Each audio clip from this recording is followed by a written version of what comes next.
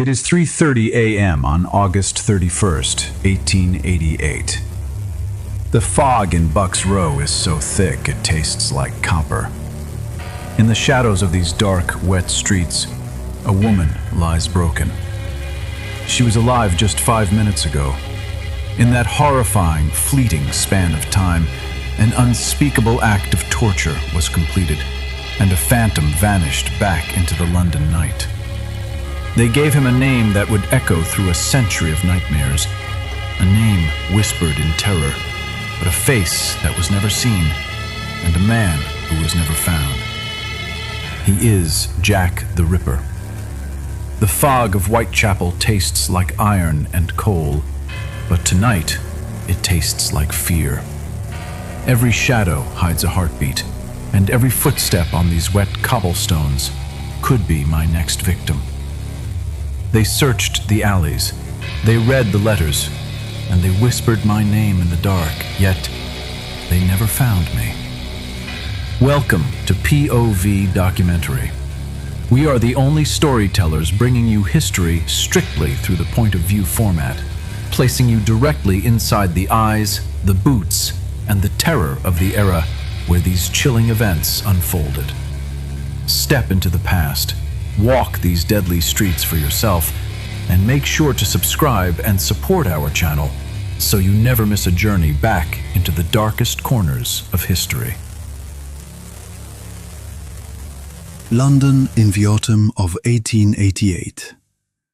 Fog, poverty, and fear. Step forward slowly and look around you. You are now standing in the heart of London. But forget everything you know about the modern city of lights, tall skyscrapers and bustling luxury. We have travelled back in time to the autumn of the year 1888. The city around you is completely shrouded in a thick, suffocating fog. A mix of heavy winter mist and dark smoke billowing from thousands of coal factories and household chimneys. This was not just an ordinary fog. Londoners called it a pea super because of its density and yellowish-brown colour, which swallowed up the streets and made people walk blindly, touching the walls of houses just to find their way.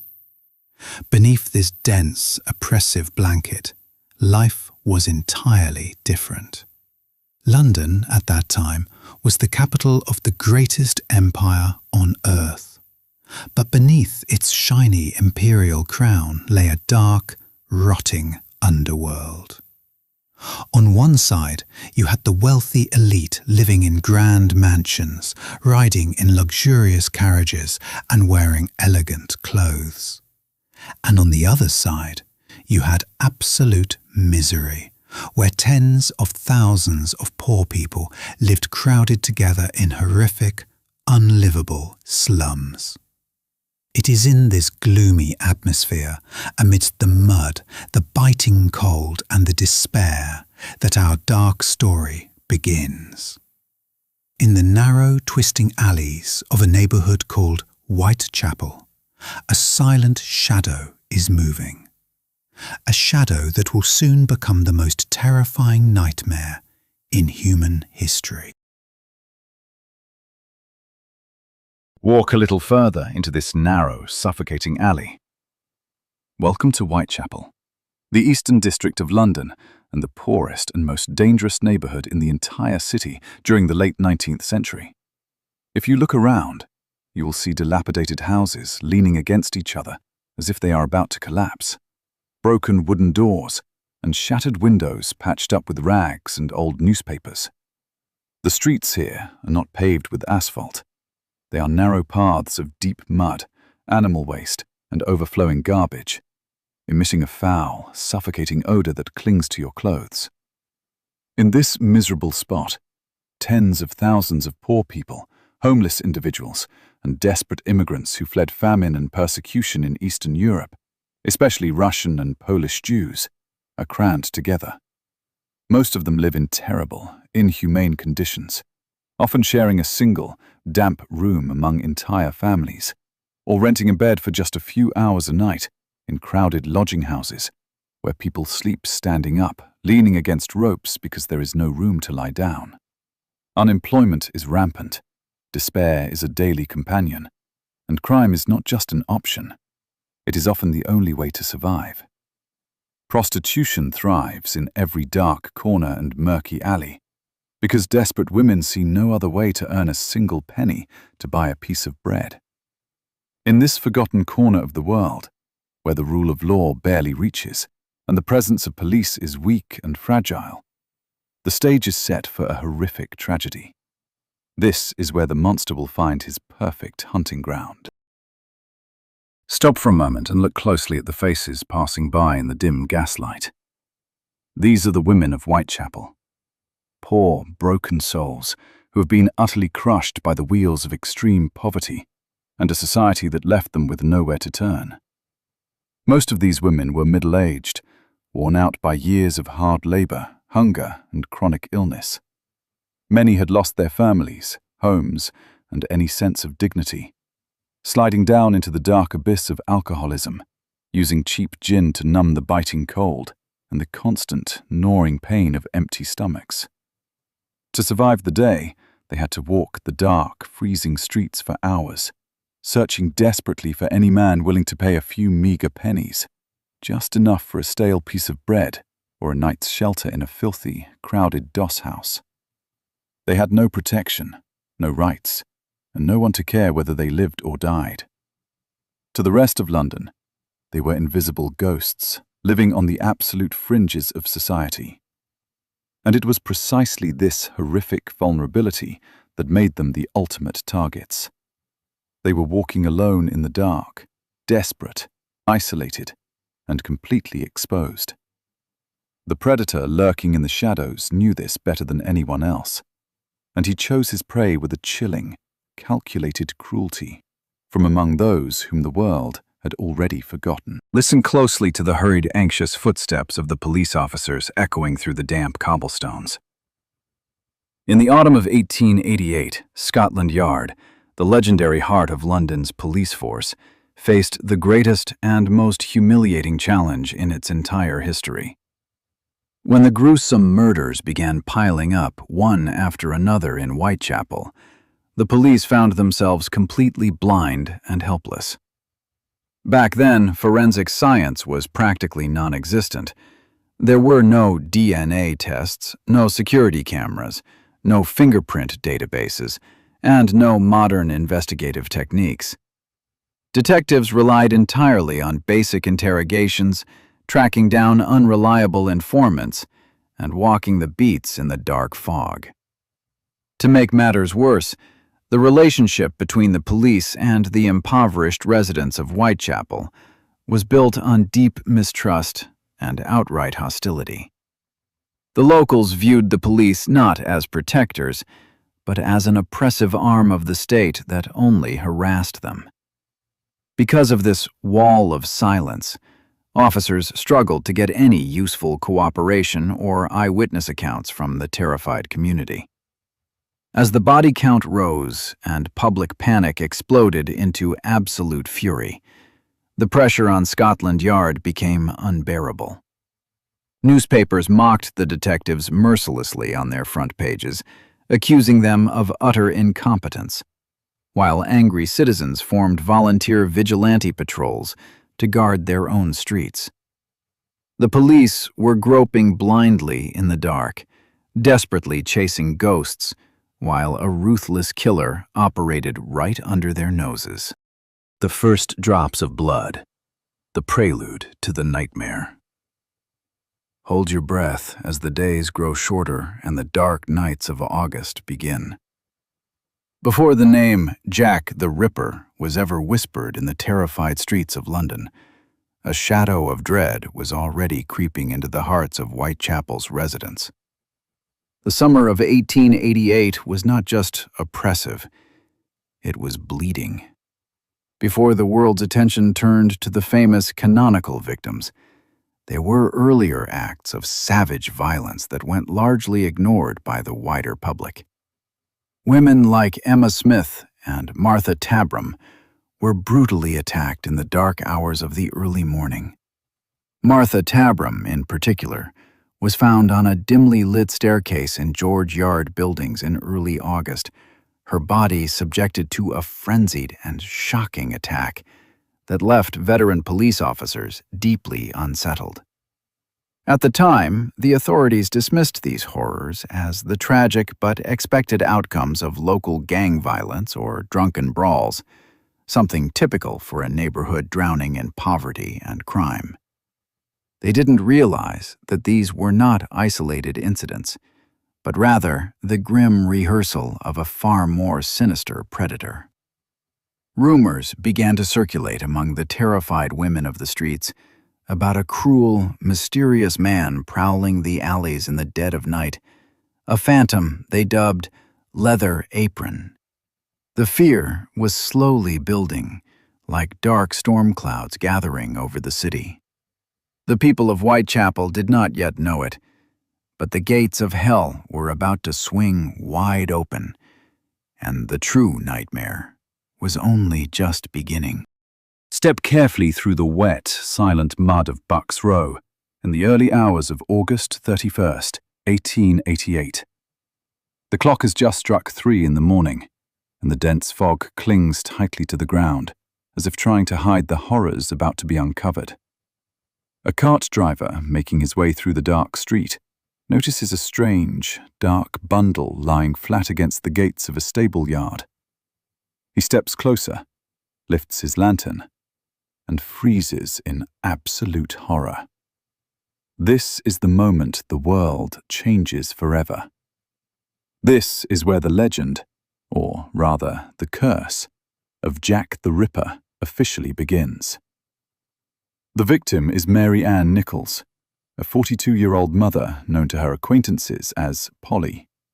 She had spent the evening walking the freezing streets, desperate to scrape together just a few pennies for a bed in a doss house. Instead, she found a monster in the dark. Her lifeless body is sprawled on the ground, and the injuries inflicted upon her are beyond horrifying. The killer didn't just end her life. He mutilated her body with a cold, terrifying precision that left local doctors and police officers entirely speechless. There was no struggle heard, no cry for help that pierced the heavy fog, just a sudden, silent, and brutal execution in the middle of the night. When the news broke the following morning, a wave of panic swept through Whitechapel and quickly crawled into the grand drawing rooms of London's elite. People realized with a jolt of terror that a cold-blooded killer was hunting women in the dark streets, invisible and untouchable. Step into the dark, damp backyard of Hanbury Street in the early morning hours of September 8th, 1888. The terror from the first murder had barely begun to settle when the beast struck again, proving that the nightmare in Whitechapel was far from over. The victim this time was Annie Chapman, a 47-year-old woman struggling with heavy debts, alcoholism, and the crushing weight of extreme poverty. Just before dawn, she left her lodging house because she didn't have the few pennies required to pay for another night's sleep. She walked out into the freezing fog, unaware that she was walking straight into the arms of death. Her body was discovered in the small backyard of 29 Hanbury Street, lying near the steps of a residential building. The scene was even more gruesome and horrifying than the first. The killer had once again struck with chilling silence and terrifying speed, mutilating the victim with surgical precision, while families slept just feet away behind thin walls, completely unaware of the horror unfolding right outside their doors. The panic in London instantly turned into absolute hysteria. Newspapers published frantic, terrifying headlines, and the pressure on the police reached a boiling point. Questions echoed through every street and pub. How could a killer strike right in the heart of a populated neighborhood and vanish into thin air without leaving a single trace? The double event, Elizabeth Stride and Catherine Eddowes. Hold your breath as we step into the darkest and most terrifying night in the history of Whitechapel. The night of September 30th, 1888. Fear had already gripped the entire city, but what happened on this particular night crossed the boundary into pure madness. In the span of just a few hours, the killer struck twice, in what history would forever record as the double event. The first victim was Elizabeth Stride, whose body was discovered in the quiet courtyard of Dutfield's Yard, just off Burner Street. Her throat had been cleanly slashed, but there were no mutilations on her body. Why? Historians and detectives believe the killer was interrupted mid-act, perhaps startled by someone entering the courtyard or the sound of approaching footsteps. Frustrated, enraged, and hungry for more blood, the killer vanished into the dark labyrinth of London streets and struck again less than an hour later. The second victim, Catherine Eddowes, was found in Mitre Square, within the historic City of London, crossing the boundary out of Whitechapel for the very first time. Her murder was shockingly brutal, marked by severe and rapid mutilations to her face and abdomen, carried out with horrifying speed before a patrolling police officer walked by just minutes later. Panic turned into a blinding, collective hysteria.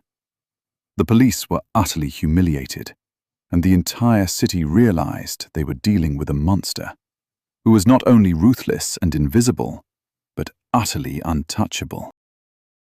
The Bloody Letter. The Birth of Jack the Ripper. Look closely at the yellowed piece of paper resting on the wooden desk at the Central News Agency. On September 27, 1888, before the double event even shocked the city, editors received a chilling letter written in bright red ink. This was the moment a nameless phantom officially received his eternal name. The letter was signed with a mocking, terrifying taunt that sent a shiver down the spine of anyone who read it. From Hell. And it was signed at the bottom by a name that would become immortalized in nightmares. Jack the Ripper. In the letter, the writer brazenly mocked the police, boasting of his gruesome deeds, and promising that his knife was still sharp and ready for more blood. He even promised to clip the next victim's ears and send them as a sick token to the press. At first, many in Scotland Yard and the media dismissed the letter as a clever and macabre hoax fabricated by a sensationalist journalist looking to boost newspaper sales.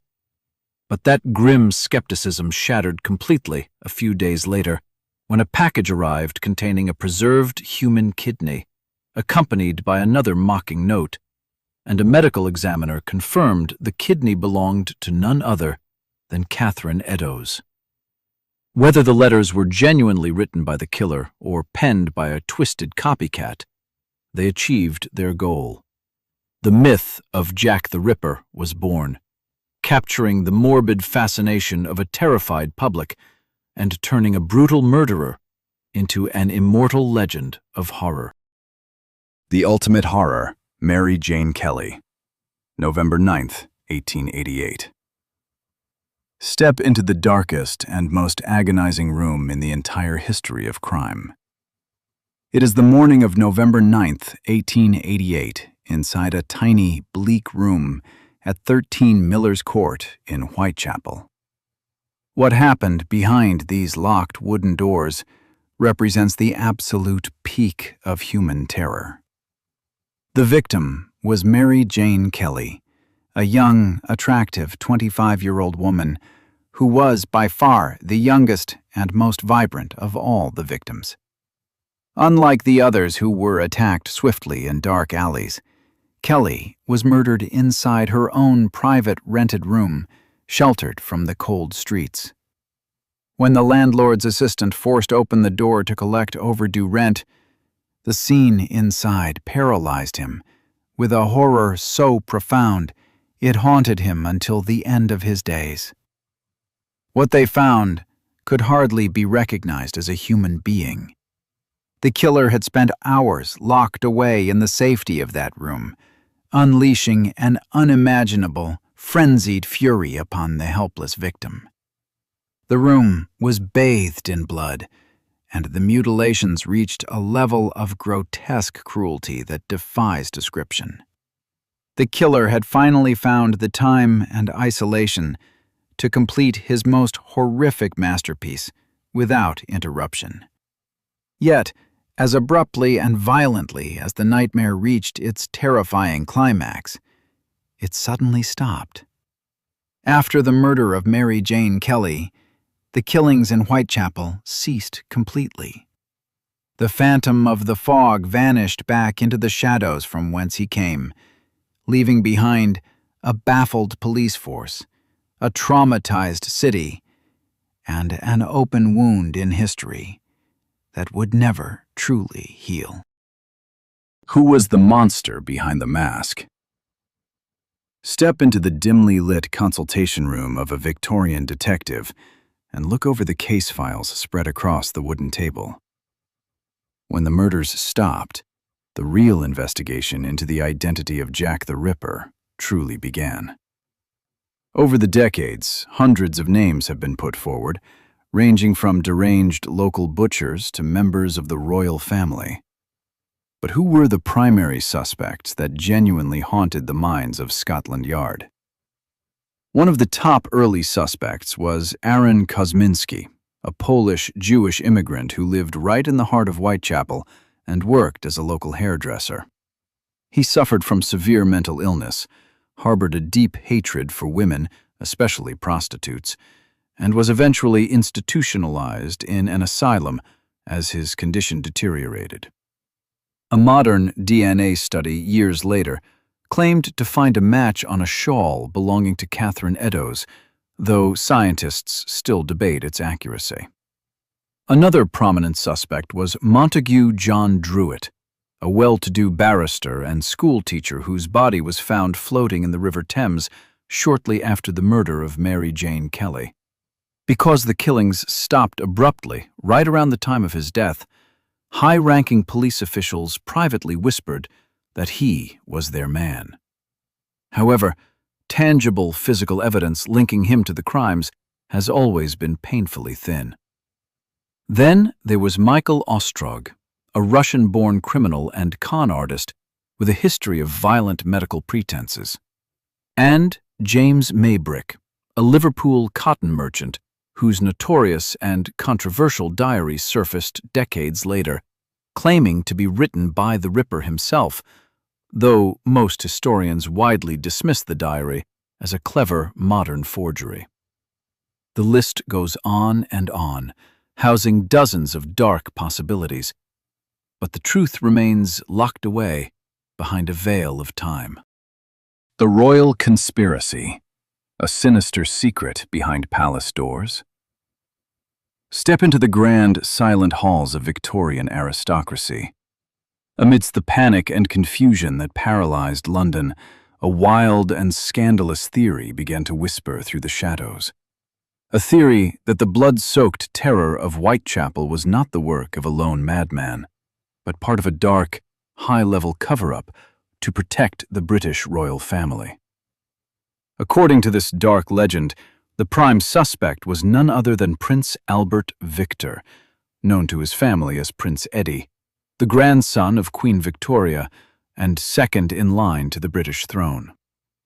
The conspiracy theory claims that Prince Eddie had secretly visited Whitechapel, fallen in love with or fathered a child with a common woman, and that a group of women, the future victims of the Ripper, knew the dangerous secret and tried to blackmail the royal household. To protect the crown from total humiliation and scandal, a ruthless plan was allegedly hatched. Hire a top-tier surgeon or secret agents to silence the blackmailers with absolute, terrifying brutality, mimicking ritualistic murders to throw the police off the scent. While this dramatic theory has captured the imagination of novelists and Hollywood filmmakers for decades, modern historians and serious researchers dismiss it entirely as complete fiction. There is zero historical evidence placing Prince Eddie anywhere near Whitechapel during the murders, and his personal diary shows he was miles away when the crimes occurred. Yet, the royal conspiracy persists because people love the idea that power and privilege can hide even the most monstrous secrets in the dark. The doctor, the painter, and the madmen. Other bizarre suspects. Walk through the dimly lit archives of Scotland Yard and turn the pages to look at the endless gallery of strange characters suspected of being the Ripper. When the police failed to find a definitive culprit, the public and independent sleuths began pointing fingers at some of the most eccentric and bizarre individuals of the Victorian era. One of the most famous alternative suspects was Sir William Gull, the personal physician to Queen Victoria.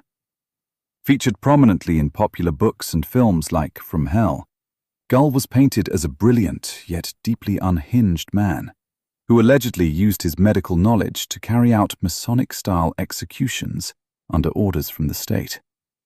In reality, Gull was in his 70s and had suffered a debilitating stroke shortly before the murders, making his involvement physically impossible. But the dramatic fiction stuck. Another bizarre candidate was Walter Sickert, a prominent British painter known for his dark, moody depictions of London life. Decades after the murders, crime novelists, most notably thriller author Patricia Cornwell, became obsessed with Sickert, claiming his paintings contained hidden clues and that he even used papers matching the Ripper's letters. Despite generating massive media attention, forensic and historical experts found her claims unconvincing and speculative at best. Then there were the truly fringe theories. From Lewis Carroll, the whimsical author of Alice in Wonderland, whose confusing anagrams in his books were claimed by amateur sleuths to spell out confessions, to a wild theory suggesting the killer might even have been a woman, dubbed Jill the Ripper, who could easily approach vulnerable victims without arousing their immediate suspicion. From brilliant surgeons to eccentric artists, every corner of Victorian society seemed to harbour someone the public wanted to unmask as the monster of Whitechapel. Stand once more in the quiet, damp alleys of Whitechapel and listen closely to the deafening silence. Just as suddenly as the terror began in the autumn of 1888, it vanished. The blades stopped flashing, the mutilated bodies stopped appearing in the fog, and the monster simply disappeared into history. For over a century, criminologists, historians, and amateur sleuths have desperately debated the ultimate question. Why did Jack the Ripper suddenly stop killing? There are several leading theories that attempt to explain this abrupt end. One of the most common medical hypotheses is that the killer died. Whether from natural causes, disease, or suicide, such as the drowning of Montague John Druitt, his death would cleanly explain why the murders ceased overnight. Another compelling theory suggests that the killer was institutionalized. A man suffering from such extreme, violent psychosis could easily have finally lost control completely in public, leading his family or authorities to lock him away in a secure lunatic asylum, without anyone ever connecting his identity to the Whitechapel horrors. Other researchers believe the killer simply fled London. Terrified by the massive police presence, the thousands of volunteer vigilantes patrolling the streets, and the blinding spotlight of global media attention, the predator may have realized the risk had become far too great and escaped abroad to foreign shores. Or perhaps, most chillingly of all, he simply grew bored or satisfied, slipping quietly back into the ordinary fabric of Victorian life, wearing a polite smile by day while hiding a dark, unspeakable secret in his heart. Step into a modern crime laboratory, bathed in clean fluorescent light and filled with advanced technology. It is hard to fathom, but the horrific autumn of 1888 accidentally gave birth to modern criminal investigation and forensic science. Before Jack the Ripper terrorized London, police forces around the world treated major crimes mostly as reactive events, gathering witness statements and chasing obvious clues after the fact.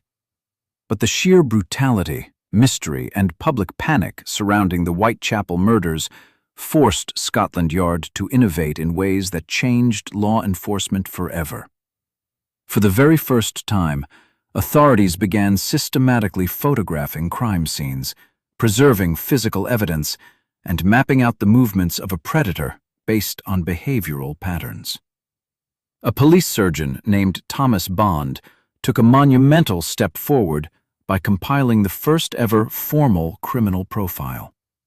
By analyzing the killer's methodical precision, anatomical knowledge, and psychological state, Bond laid the foundational blueprint for modern criminal profiling used by the FBI and law enforcement agencies today. Furthermore, the media circus surrounding the murders transformed how the public consumed crime news. Newspapers achieved unprecedented circulation numbers, turning the investigation into a global spectator sport. Jack the Ripper left behind no name, no face, and no confession. But he inadvertently built the framework of modern detective work, proving that even in the darkest shadows, science and logic would eventually rise to hunt down the monsters of the world. Walk through the bustling streets of modern London today, where sleek glass skyscrapers tower over ancient cobblestones. More than a century has passed since the Autumn of Terror in 1888. Yet the shadow of Jack the Ripper still hangs heavily over the city.